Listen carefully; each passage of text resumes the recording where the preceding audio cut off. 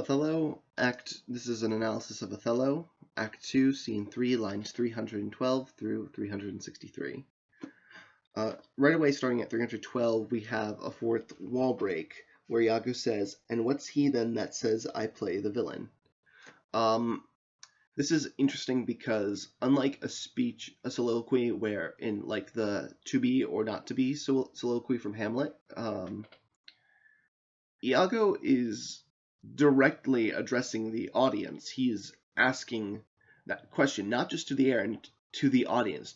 And we kind of know that because he says, who is it that says that I play the villain? It's kind of an awareness that he's in a play, and the role he's playing is not just the antagonist but the villain. That is the role he's cast in. That's the light he's seen in.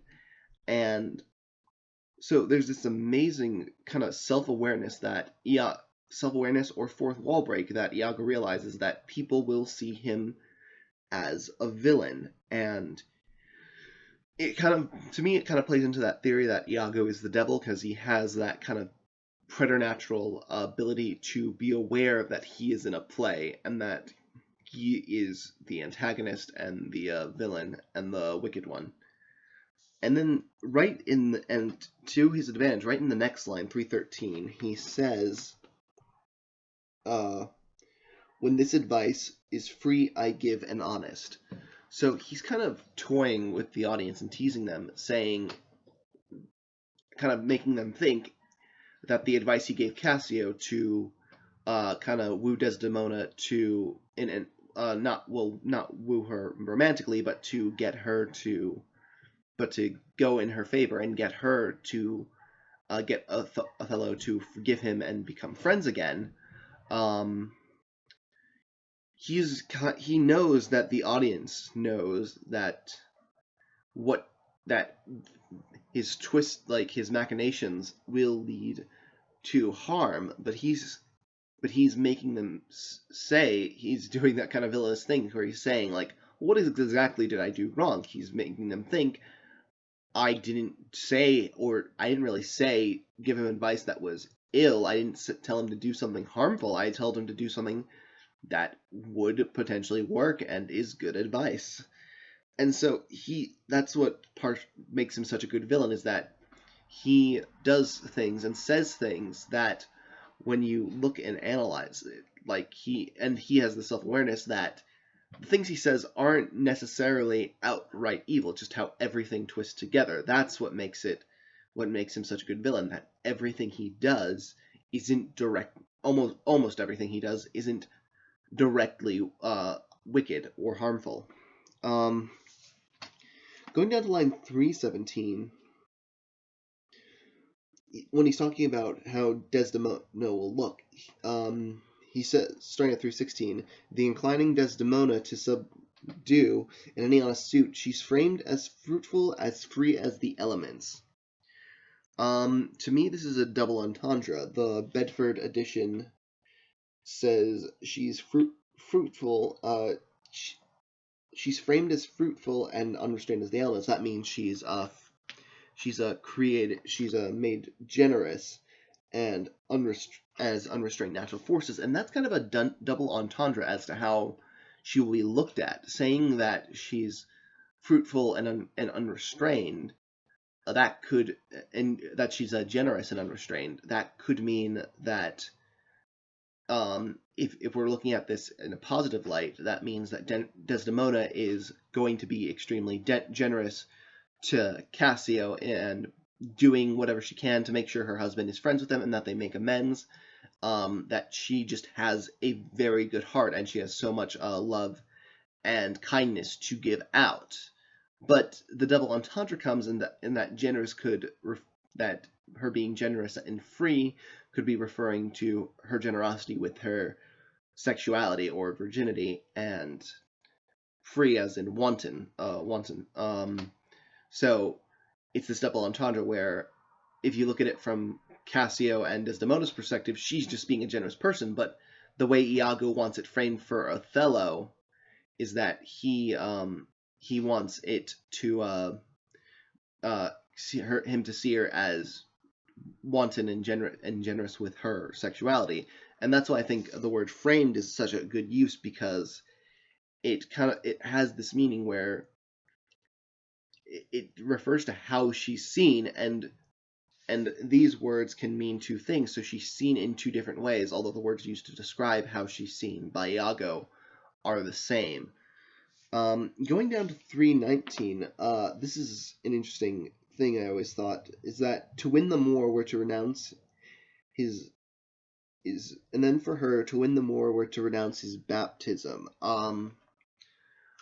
From that, I think that gives more insight into Othello's backstory, where it kind of implies that Desdemona, that to marry Desdemona, he renounced his original faith, because Moors are believed to be have ethnic ties to Muslims or of North Africa and Spain, but it's not necessarily they're not necessarily Muslim, like, because Moor is a very ambiguous term that denotes a lot of different people and areas of where they could come from. But this does imply that when he married Desdemona, Othello possibly renounced his faith. This could be commentary on how giving up one's faith and religion just for the sake of love could be dangerous and possibly lead him down a path of ruin, which it kind of does. Going to 322, we see, starting at 321, it says, his soul is so unfettered to her love that she may make, unmake, do what she list. This is, again, a callback to that line in 313, where he's kind of making the audience think, well, I'm not doing anything. He's basically saying that whatever Desdemona does, it's kind of her fault. Even though Iago is kind of making Othello look in a certain way, the way that he wants to, he's saying that any actions that Othello witnesses are the fault of Desdemona. That she's saying that she may make, unmake, and do what she lists. That anything that she wants to do, whether it's good or bad, it's she has agency in it, which she does. She has complete agency over her actions, but what he kind of wants the audience to kind of gloss over is the fact that she doesn't have any power over how Othello looks at her. That's kind of where Iago comes in. So then at 324, with his weak function, how am I then the villain? Again, he's repeating that fourth wall break, asking, after everything he said, he's saying that I'm not really doing anything that it's not my fault if Desdemona is looked at in a certain way. It's not my fault if she does certain things that make her look suspicious. He's again asking, he's stating, I am not doing anything that's wrong or inherently wrong. So why do people say that I'm the villain? Line 326, this is a very interesting line, where Iago says divinity of hell.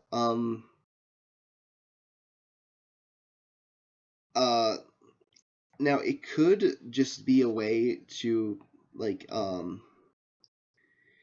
invoke the devil, or just an archaic way of saying, like, hell, but of just invoking the name of the devil. But it could possibly also mean that, like, it shows Iago's kind of twisted morals and values, that to him hell would be divinity, that heaven and hell and heaven is hell and hell is heaven.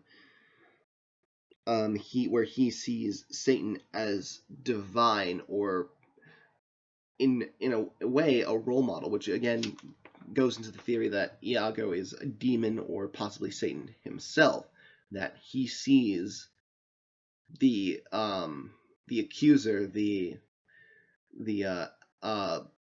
great foe to heaven, as a form of divinity. That's just interesting to me. Then we go to 327. When devils will with blackest sins put on, they do suggest first with heavenly shows. So it's again going back to the 326's divinity of hell. It's this confusion of goodness and wickedness, which does tie in where Iago has his morals flipped. He sees hellishness as divinity and wickedness as divinity, but it also denotes confusion as to like what is good, what is wrong, with particularly to Othello, that he can't see a good act from a sin, that being Desdemona wanting to help Cassio. He ends up seeing that as her being unfaithful. 332, I'll pour this pestilence into his ear. Now, I believe, yes, this is from the Bedford. From what I can see from the Bedford, is this was Othello was written after Hamlet. It went Hamlet, then Twelfth Night, then Othello, and I can't help but think that this might be a reference or an allusion to how the king was killed by Claudio, where where poison was poured into his ear. Anyways, down to 336, where she says so will I turn her virtue into pitch.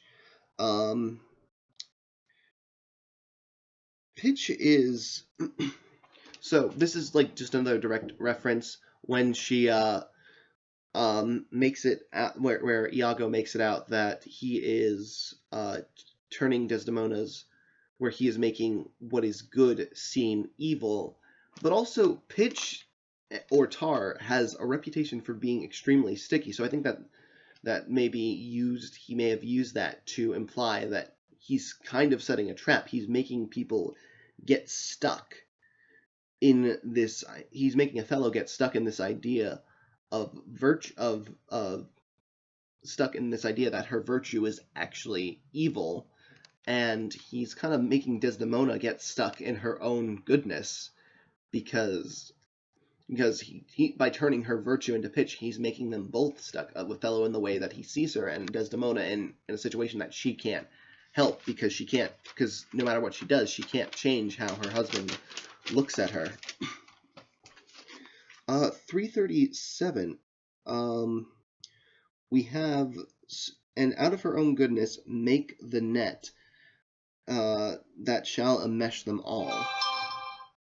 So we have this idea once again, Iago twisting things. He's using people's kindness and virtue to create this trap for them. But I do also like the term that goodness is the net to enmesh them all, because it kind of gives you a visualization of how exactly he's doing it, because the good intentions are all kind of mixed together and tangled like a net, and that's kind of what entraps him. Like he's playing on Othello's on his sense of honor and his sense of duty to hate Desdemona, and he's making Desdemona kind of go with her virtue and kindness and generosity, but they aren't parallel. They aren't lined up. They're tangled together in confusion. And so there's this. So he does make a trap out of their virtue, but it directly references exactly how the trap works. Is that of how it works, that their ideas and that their actions and their intentions are tangled and mixed up. They don't have the same ideas. They don't have the same information, and so everyone's intentions and beliefs gets tangled up, and that's what makes the net. And that's such a good way of showing that, of how everything is confused and how people are essentially trapped and the confusion, despite their good intentions. So 339. That is where Rodrigo comes in. He says, "I do follow here in the chase, not like a hound that hunts, but one that fills up the cry." So that's him unintentionally, kind of having a self-awareness that he's not really the one who's in charge or making a difference. He's not. This makes reference. The Bedford makes reference that's a hound who doesn't really actually do the actual hunting. He's just following along with the rest of them, and it references how overall in the play he's not really doing anything. He's not really having his own goals achieved, and he doesn't really do anything without Iago's influence or advice.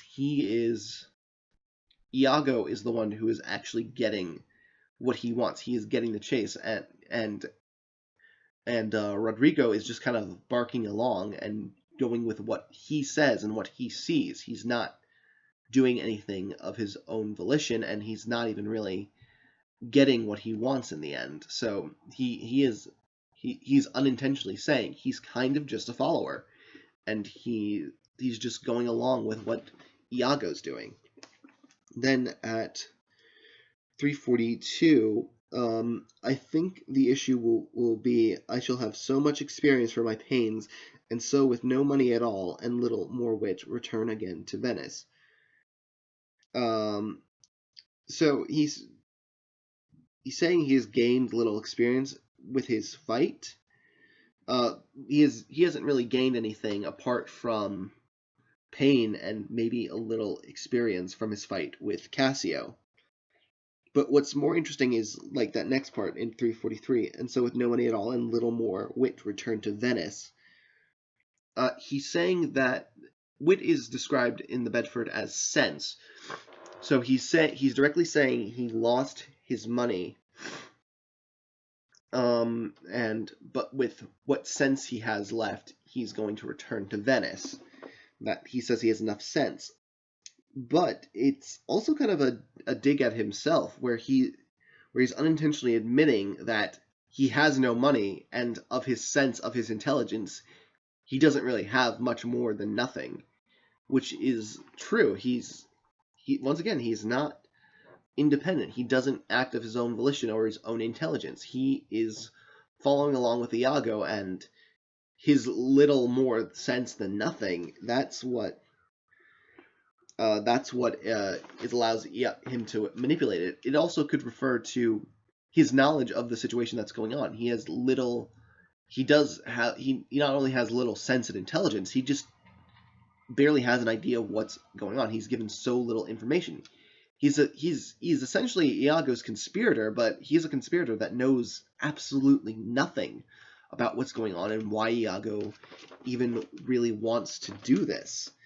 And that's just a brilliant that Shakespeare has these moments with Rodrigo where he unintentionally explains exactly his role in the story and how Iago will see him, and it's just so brilliant that he is this angry, foolish man who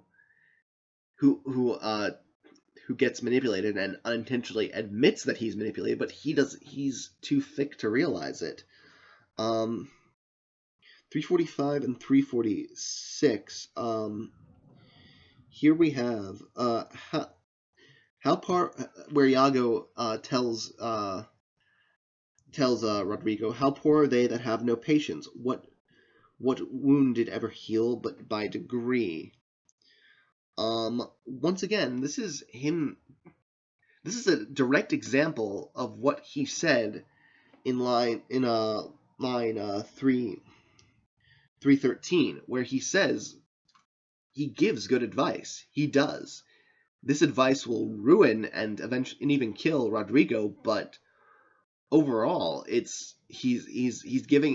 said the advice I give is free and honest. How is it that then I play the villain? And then he in the next line he gives an example. He tells Rodrigo, have patience, things won't happen immediately. Like, that is good advice on its own, but he brilliantly, once again, by not giving people information, he makes them he turns that good advice into disaster, and that is just another brilliant line. In 347, he says, "Thou knowest we work by wit and not by witchcraft." This, I think, is partly a reference to when Brabantio, he said that Othello must have wooed Desdemona through witchcraft alone, because otherwise how could she love him? And Othello made the point that, no, I'm just I have an interesting character, and she appreciated me for my personality and my intelligence.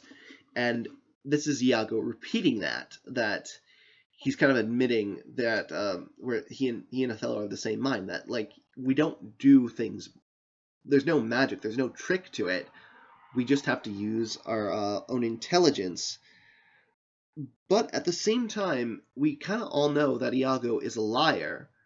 And once again, this whole thing of this awareness of how is it that then I play the villain, his awareness that there is an audience and he is seen as the bad guy, it kind of brings into question whether what Iago does isn't really in a form of witchcraft, because, to be honest, people are very trusting of Iago. Even his wife, who's lived with him and know how he is, doesn't really catch on until the very end. Everyone trusts Iago. They all trust him, and it kind of gives. And with that line of that he lies, and that kind of bends the truth. He would say that I don't use witchcraft, but really mean that he does use witchcraft, and that gives credence to the idea that he may be a devilish figure, or this otherworldly figure who can manipulate people in such a way that we wouldn't think it possible to manipulate people. 348, he goes on to say, and wit depends on dilatory time. So he's saying that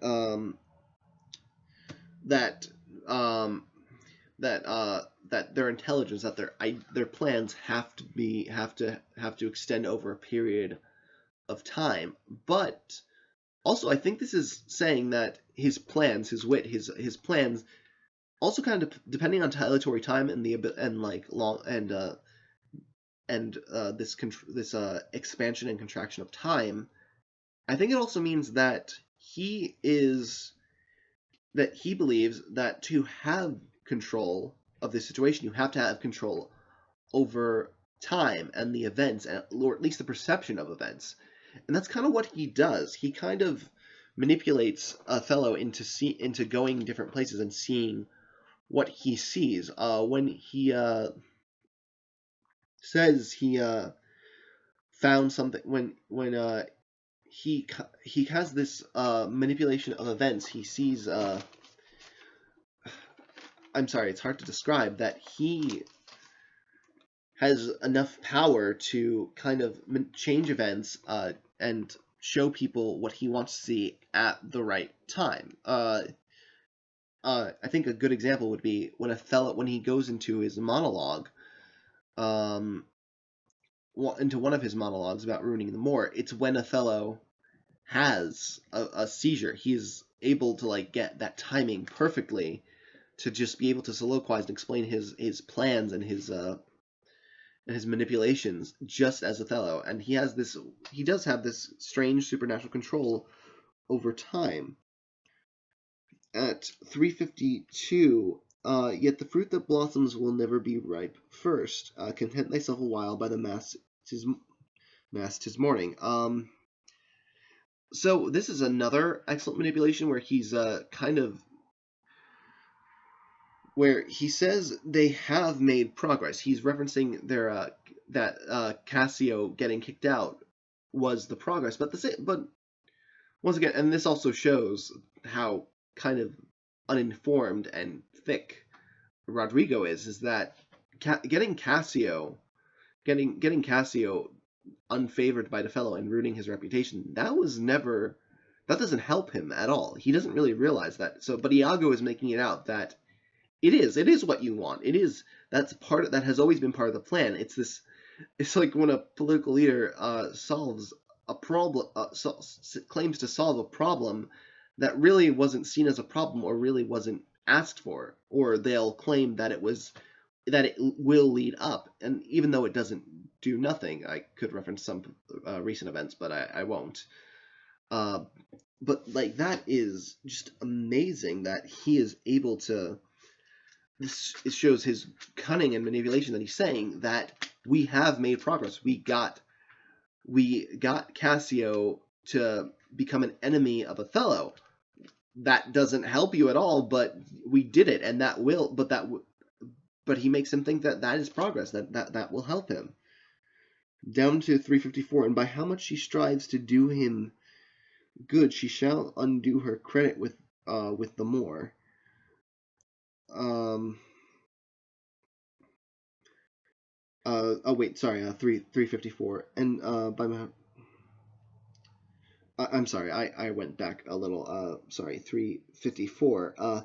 Pleasure and action make the hours seem short. Once again, this is a reference to kind of time dilation, and in Shakespearean plays, as well as Iago's ability to kind of make people think, like have time on his side and make him have this control over time. Down to 356. Away I say, thou shalt no more hereafter. Nay, get thee gone. That seems to me that's foreshadowing that kind of Rodrigo will eventually know everything. However, he eventually knows everything when Iago stabs him, and that's a brilliant line where he does this thing where he does tell the truth. He does let Rodrigo know that he will be made aware of things, but not in the way that he expects and not in a very kind way. At 358, he says, "My wife must move for Cassio to her mistress." And this is another double entendre where move could be like make her he asked his wife to make Desdemona want to help Cassio, but move could also be come on, to make a move for someone romantically. So even here, he's kind of manipulating the audience, who's the only one who hears this, saying that this is kind of how this will work. That by making her kindness can be interpreted as either pure generosity or her doing something for someone that she has affections for. Then at 361, and bring him jump when he may Cassio find. Now the Bedford, that's where it says jump. Once again, this is more time Iago's control over time, that he gets in. He makes Othello see things just as he wants. When he and Othello see Cassio and Desdemona talking, it'll be right when Iago wants, right when Cassio is going away suspiciously and hurriedly, and this is where that's where the more time dilation is. But the Bedford, but jump is also used when someone jumps at something, when someone gets a start. That's shock. He also kind of, it's a word that could be used for that he wants Othello to be shocked or frightened, and that's why he uses the word jump. He wants the timing to be right, but he also wants Othello to have this kind of start and be a little fearful or worried. And then on line 363, dull not device by coldness and delay.